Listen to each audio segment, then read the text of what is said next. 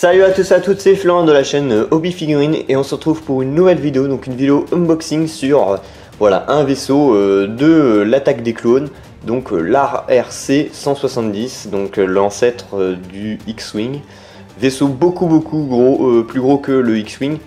On voit bien qu'il a une bonne taille, un paquet traditionnel voilà, fait environ cette taille là. Donc vous voyez qu'il y a vraiment une grande différence. Donc voilà, le paquet que je vous ai montré, c'est celui du taille biplace que vous avez vu dans l'unboxing précédent. Là, on s'attaque vraiment à ce vaisseau rebelle. Donc voilà, donc ce vaisseau est plus cher. Donc je l'ai payé, je crois, 14 € et quelques, mais sinon il doit être à 20 € dans ces alentours. Donc le contenu, on a 14 cartes, 18 marqueurs, un cadran de manœuvre et donc le vaisseau. Donc voilà, on va passer à l'unboxing et on va voir ce qu'il y a à l'intérieur.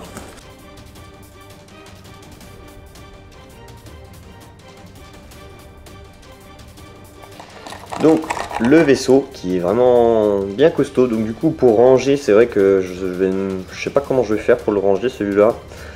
Il prend beaucoup de place, je trouve.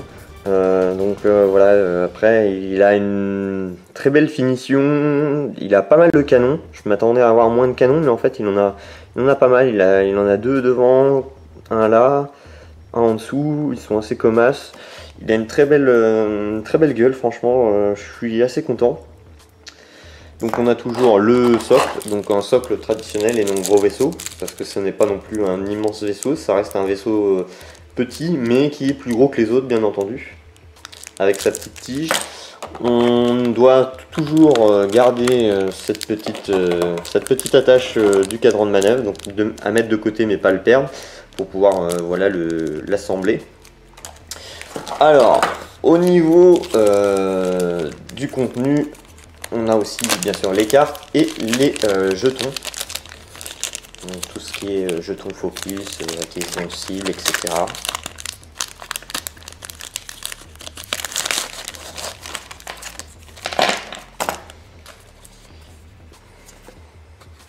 Donc parlons des manœuvres. Donc les manœuvres vont être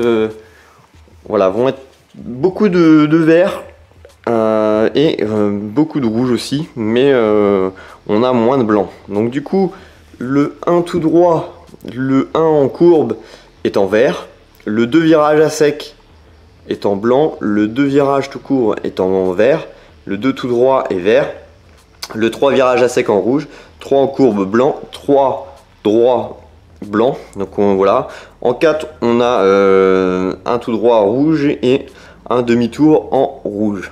Donc voilà, pour les manœuvres on retrouve toujours les pions stress, dégâts, focus et puis esquive. Donc l'arc de tir de ce vaisseau, avant arrière, même principe que le fire spray. Et le taille biplace, donc il est sorti en même temps que cette vague et que je vous ai montré dans le unboxing précédent. Là on retrouve ensuite toujours les petits chiffres, donc 55-56 pour mettre sur vos socles, pour pas perdre de vue sur la table et savoir qui est qui. Les boucliers et les pions d'acquisition de cible, DD, CC de chaque côté. Donc ça c'était tout bon. Maintenant on va passer aux cartes. Donc les cartes, il y en a pas mal. Donc on va commencer par les cartes vaisseau. Donc les cartes vaisseau, on en a pas énormément, on en a que 4. Donc on va commencer par voilà, la plus petite valeur. Donc c'est 3. Donc c'est Braylen Starm, donc pilote unique. Sur tous les vaisseaux on va avoir donc bien sûr cette attaque avant-arrière 2, 1 d'esquive, 6 de coque et 3 de bouclier pour 25 points à focus acquisition de cible. Après avoir effectué une manœuvre, vous pouvez lancer un dé d'attaque sur un résultat dégâts ou critique, retirer un marqueur de stress de votre vaisseau.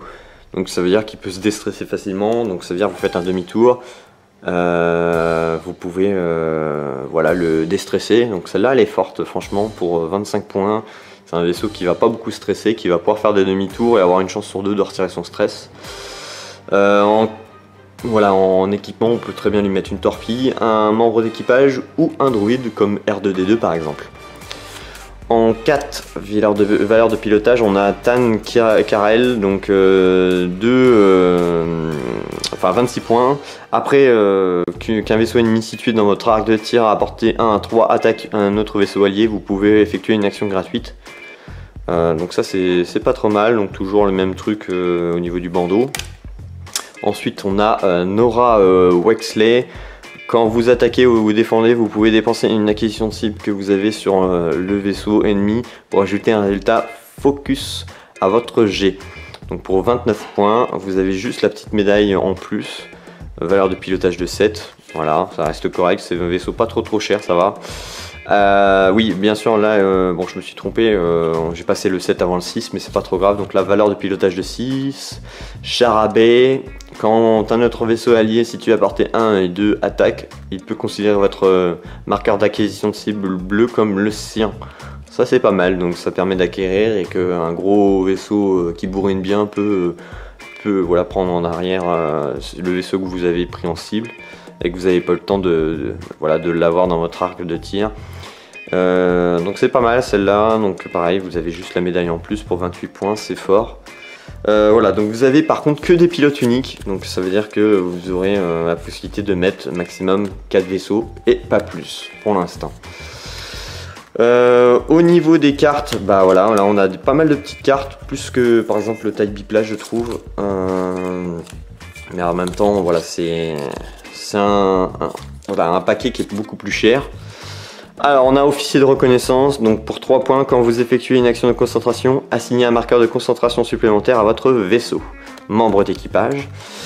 Artilleur de poupe. Quand vous attaquez depuis votre arc de tir auxiliaire de poupe, diminuez de 1 l'agilité du défenseur jusqu'à un minimum de 0. Pour 2 points, celle-là elle est forte. Montrée d'adrénaline, quand vous révélez une manœuvre rouge, vous pouvez défausser cette carte pour considérer cette manœuvre comme une manœuvre blanche jusqu'à la fin du tour d'acquisition. Enfin d'activation. Donc pour 1 point, ça c'est pas mal, donc médaille, donc déjà connue comme carte. Nouvelle carte pour propulseur vectoriel, petit vaisseau uniquement modification. Votre barre d'acquisition gagne l'icône tonneau pour 2 points, donc vous en avez 2. Vous avez aussi 2 cartes d'Astromech R3 pour 2 points, une fois par tour. Quand vous attaquez avec une arme principale, vous pouvez annuler un de vos résultats focus durant l'étape modifier les dés d'attaque. Pour assigner un marqueur d'évasion à votre vaisseau. Donc voilà, donc ça on en a 2. Torpille à sismique, ça c'est pas mal. Action, donc pour 2 points. Défausser cette carte pour choisir un obstacle situé à portée 1 et 2 dans l'arc de tir principal. Chaque vaisseau situé à portée 1 de l'obstacle lance un dé d'attaque et subit tous les dégâts normaux ou dégâts critiques obtenus. Ensuite retirer l'obstacle. Ça c'est pas mal pour faire du vide et puis pour en même temps voilà, faire des dégâts facilement si vous avez bien positionné vos astéroïdes. Donc ça c'est utile pour des nuées par exemple.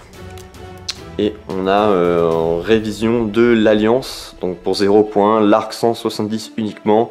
Quand vous attaquez avec une arme principale depuis votre arc de tir principal, vous pouvez lancer un dé d'attaque supplémentaire. Quand vous attaquez depuis votre arc de tir auxiliaire, vous pouvez changer un de vos résultats focus en critique pour 0 points. Donc voilà, donc c'est tout pour ce petit unboxing de ce vaisseau, donc qui est plutôt cool.